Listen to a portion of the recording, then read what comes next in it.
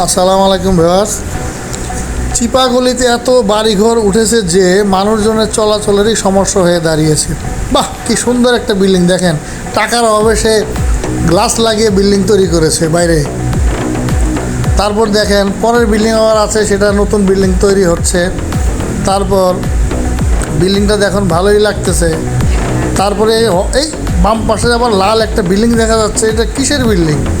ও, এটা সেই বিল্ডিং, ওই ওয়াসার বিল্ডিং। এই ফকিরাপুরে যা আছে সেই পাইপ ট্যাঙ্কি থেকে পানি সাপ্লাই করা হয়। আপনারা দেখেন, ভিডিওটা ভালো লাগবে।